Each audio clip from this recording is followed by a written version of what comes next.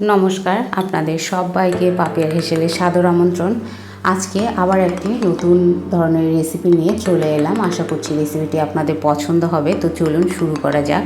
প্রথমে এখানে আমি খোসা সমেত আমটার একটুখানি আটির জায়গাটা শক্ত হয়ে এসছে বা বীজের জায়গাটা শক্ত হয়ে এসছে, সেই মুহূর্তে এই আমগুলোকে আমি সরু করে কেটে নিয়েছি আর সঙ্গে খোসাটাকেও রেখে দিয়েছি, এতে টেস্টটা বেশ ভালো আসে। ধুয়ে বেশি পরিষ্কার করে নেবার পরে এখানে আমি কড়াইয়ে দিয়ে দিয়েছি সর্ষের তেল। তেলটা একটু বেশ পরিমাণে বেশি দিতে হবে। তেলটা গরম হয়ে এলেই আমি এখানে দিয়ে দেবো কেটে রাখা আমগুলোকে। দিয়ে আমি এখানে দিয়ে দেবো পরিমাণ মতন লবণ আর সামান্য পরিমাণে একটু হলুদ কালারের জন্য।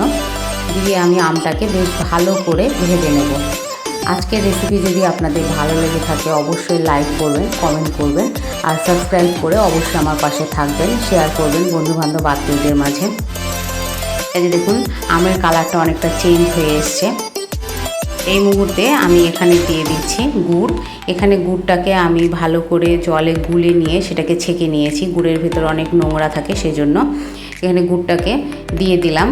দিয়ে আমি এখানে ভালো করে ফুটিয়ে নেব। আমগুলো সেদ্ধ হয়ে যাবে আর গুড়টাও একটু ঘন হয়ে আসবে।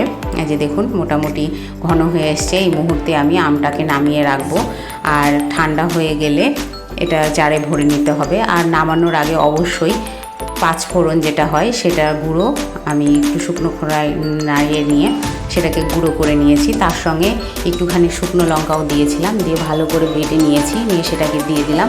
এবার আমের সঙ্গে ভালো করে মিশিয়ে নামিয়ে ঠান্ডা করে জারে ভরে বছরের পর বছর আপনারা রেখে খেতে পারবেন।